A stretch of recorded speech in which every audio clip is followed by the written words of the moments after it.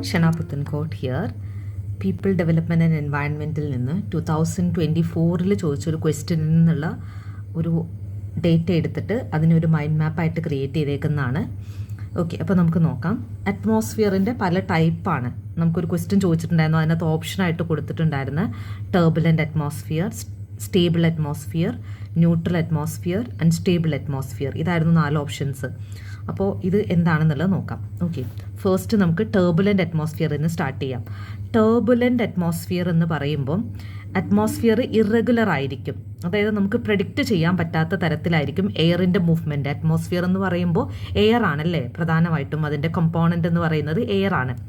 അപ്പോൾ ആ എയറിൻ്റെ മൂവ്മെൻറ്റ് നമുക്ക് പ്രെഡിക്റ്റ് ചെയ്യാൻ പറ്റാത്ത രീതിയിൽ ഇറഗുലർ ആയിട്ടുള്ള മൂവ്മെൻ്റ് ആണെങ്കിൽ അത്തരത്തിലുള്ള അറ്റ്മോസ്ഫിയറിനെ നമ്മൾ ടർബുലൻ്റ് അറ്റ്മോസ്ഫിയർ എന്ന് പറയും. അപ്പോൾ അറ്റ്മോസ്ഫിയർ ടർബുലൻ്റ് ആണെങ്കിൽ അത് കമ്മ്യൂണിക്കേഷൻ സിസ്റ്റത്തിന് എഫക്റ്റ് ചെയ്യാൻ സാധ്യതയുണ്ട്. അതായത് ഇപ്പം സാറ്റലൈറ്റ് വഴിയൊക്കെ നടക്കുന്ന കമ്മ്യൂണിക്കേഷനെ അഫക്റ്റ് ചെയ്യാൻ സാധ്യതയുണ്ട് അറ്റ്മോസ്ഫിയർ ടർബുലൻ്റ് ആണെങ്കിൽ. പിന്നെ എയർ ക്വാളിറ്റീനെയും എഫക്റ്റ് ചെയ്യും. അതായത് വളരെയധികം ടർബുലൻ്റ് ഉള്ള ഒരു അറ്റ്മോസ്ഫിയർ ആണെങ്കിൽ എയർ ക്വാളിറ്റി കുറച്ചും കൂടി ബെറ്റർ ആയിരിക്കും. കാരണം എന്താണെന്ന് വെച്ചിട്ടുണ്ടെങ്കിൽ ഈ പറയുന്ന എയറിൽ ഉണ്ടാവുന്ന ടോക്സിക് എലമെൻറ്റ്സ് ഒക്കെ ടർബുലൻ്റ് കൂടുതലായിട്ട് അല്ലെങ്കിൽ ടർബുലൻ്റ് ആയിട്ടുള്ള അറ്റ്മോസ്ഫിയർ ആണെങ്കിൽ ഈ പറയുന്ന കമ്പോണൻസ് എല്ലാം അങ്ങോട്ടും ഇങ്ങോട്ടും മൂവ് ചെയ്തുകൊണ്ടിരിക്കും. എവിടെ സെറ്റിലാവില്ല. സെറ്റിലാവുന്ന സമയത്താണ് ഇത് ടോക്സിക് എലമെൻറ്റ് ഒരു സ്ഥലത്ത് സെറ്റിലാവുമ്പോൾ ആ സ്ഥലത്തെ എയർ ക്വാളിറ്റി മോശമാവും. അപ്പോൾ ടർബുലൻ്റ് ആയിട്ടുള്ള അറ്റ്മോസ്ഫിയർ ആണെങ്കിൽ എയർ ക്വാളിറ്റി കമ്പാരിറ്റീവ്ലി ബെറ്റർ ആയിരിക്കും. ഓക്കെ, അപ്പോൾ ഈ പറയുന്ന എയർ മൂവ്മെൻറ്റ് അൺപ്രഡിക്റ്റബിൾ അല്ലാതെ ഇറഗുലർ ആയിട്ടിരിക്കുമ്പോൾ ഈ പറയുന്ന എയറിൽ ഉണ്ടാവുന്ന പോയ്സൺ അല്ലെങ്കിൽ കെമിക്കൽ കമ്പോണൻറ്റും ഈ പറയുന്ന പോലെ തന്നെ മൂവ് ചെയ്യും. അതുകൊണ്ട് എവിടെ തങ്ങി നിൽക്കാത്തത് കാരണം കൊണ്ട് തന്നെ എയർ ക്വാളിറ്റി കുറച്ചും കൂടെ ബെറ്റർ ആയിരിക്കും എന്നുള്ളതാണ് നമ്മൾ മനസ്സിലാക്കേണ്ടത്. രണ്ടാമത്തെ കാറ്റഗറിയാണ് സ്റ്റേബിൾ എന്ന് പറയുന്നത്. സ്റ്റേബിൾ എന്ന് പറയുന്നതിൽ തന്നെയുണ്ട് അറ്റ്മോസ്ഫിയർ സ്റ്റേബിൾ ആണെന്നുള്ളതാണ്. ഈ സ്റ്റേബിളും ന്യൂട്രലും തമ്മിൽ ചെറിയൊരു വ്യത്യാസമുണ്ട്. ഞാനിവിടെ 3 സർക്കിൾ വരച്ചിട്ടുണ്ട്. ഇവിടെ അറ്റ്മോസ്ഫിയറിൽ ഈ ഗ്രീൻ ആയിട്ട് വരച്ചിരിക്കുന്നത് അൺസ്റ്റേബിൾ ആണ്. അതിന് മുന്നേ നമ്മൾ എന്താണ് അൺസ്റ്റേബിൾ എന്ന് നോക്കാം, സ്റ്റേബിൾ നോക്കുന്നതിന് മുന്നേ ആയിട്ട്. അതായത് അൺസ്റ്റേബിൾ, ടർബുലൻ്റ് മനസ്സിലായല്ലോ, ഇറഗുലർ അൺപ്രഡിക്റ്റബിൾ എയർ മൂവ്മെൻ്റ് ആണെന്നുള്ളത്. അപ്പോൾ അൺസ്റ്റേബിൾ നോക്കിയിട്ട് സ്റ്റേബിൾ പറയാം. അത് മൂന്നും കൂടെ കണക്റ്റഡ് ആണ്. അൺസ്റ്റേബിൾ എന്ന് പറയുന്നത് എയർ വാം ആവുക, ഒരു പാഴ്സൽ ഓഫ് എയർ, അതായത് ഒരു ബഞ്ചെന്ന് പറയാൻ പറ്റില്ല, എയറിനെ പാഴ്സൽ എന്നുള്ള രീതിയിലാണ് പറയുന്നത്. കുറച്ച് എയർ വാം ആവുന്ന സമയത്ത് സറൗണ്ടിങ്സിനേക്കാൾ കൂടുതൽ വാം ആണെന്ന് വിചാരിച്ചോ. അപ്പോൾ എന്താ സംഭവിക്കുക? ചൂട് കൂടുമ്പോൾ ഇത് മുകളിലേക്ക് പൊങ്ങും അല്ലേ? ഈ എയർ ചൂട് കൂടിയ വായു മുകളിലേക്ക് പൊങ്ങിപ്പോവും. ഓക്കെ, അങ്ങനെ മുകളിലോട്ട് പൊങ്ങിപ്പോവാണ്. അപ്പോൾ ഇത്തരത്തിലുള്ള അറ്റ്മോസ്ഫിയറിനെയാണ് അൺസ്റ്റേബിൾ എന്ന് പറയാം. അതായത് ഭയങ്കരമായിട്ട് ചൂട് കൂടുന്നൊരു സാഹചര്യം വരികയാണെങ്കിൽ എയർ ചൂടാവുകയും, അതായത് സറൗണ്ടിങ്ങിലുള്ള എയറിനേക്കാളും ഒരു പാഴ്സൽ ഓഫ് എയർ ചൂടാവുന്ന സമയത്ത് അത് മുകളിലേക്ക് അപ്വേർഡായിട്ട് മൂവ് ചെയ്തുകൊണ്ടിരിക്കും അല്ലേ? ഇപ്പം നമ്മളൊരു വെള്ളം തിളപ്പിക്കുകയാണെങ്കിൽ നീരാവി മുകളിലേക്കല്ലേ പൊങ്ങിപ്പോകുന്നത്. അതുപോലെ അറ്റ്മോസ്ഫിയറിൽ ഒരു പാഴ്സൽ ഓഫ് എയർ മറ്റ് ചുറ്റുപാടുള്ള എയറിനേക്കാളും വാമാവുന്ന സമയത്ത് ആ പാഴ്സൽ ഓഫ് എയർ മുകളിലേക്ക് പോവും. അങ്ങനെ പോകുന്നതിനെയാണ് നമ്മൾ, അങ്ങനെ എയർ മുകളിലോട്ട് പോകുന്നുണ്ടെങ്കിൽ അറ്റ്മോസ്ഫിയർ എന്തായിരിക്കും? അൺസ്റ്റേബിൾ ആയിരിക്കും. ഓക്കെ, ഇങ്ങനെ മുകളിലേക്കൊക്കെ പോയി കഴിഞ്ഞാൽ ക്ലൗഡ് ബേസ്റ്റിംഗ് ഒക്കെ നടക്കാൻ ചാൻസ് ഉണ്ട് അല്ലേ? ഇങ്ങനെ പോകുന്ന എയർ അവിടെ പോവുകയും മേഘമായിട്ട് മാറുകയും മഴ പെയ്യാനൊക്കെ സാധ്യതയുണ്ട്. ഓക്കെ, അപ്പോൾ അതാണ് അൺസ്റ്റേബിൾ എന്ന് പറയുന്നത്.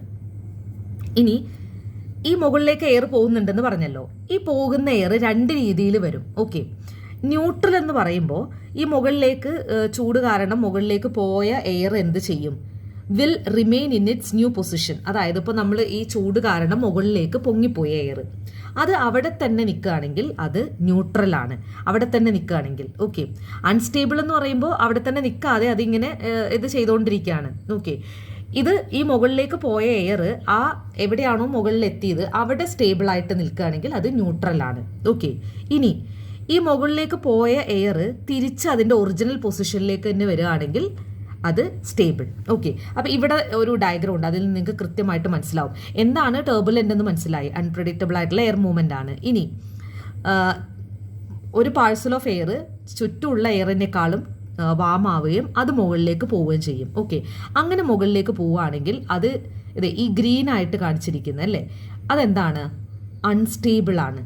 Okay, unstable. ഇനി ഈ ബ്ലൂവിൽ കാണിച്ചേക്കുന്ന അക്വാ ബ്ലൂവിൽ കാണിച്ചേക്കുന്ന ഈ ഒരു സർക്കിൾ അതെന്താണ്? ന്യൂട്രലാണ്. ആ പോയ എയർ അവിടെ തന്നെ സ്റ്റേബിളായിട്ട് നിൽക്കുകയാണ്. കണ്ടോ, ന്യൂട്രലായിട്ട് നിൽക്കുകയാണ്, അത് മൂവ് ചെയ്യുന്നില്ല. താഴെ ഉണ്ടായിരുന്ന എയർ ആണ് ഈ മുകളിലേക്ക് പൊങ്ങിയിട്ട് ഗ്രീന് കാണിച്ചേക്കുന്നത്.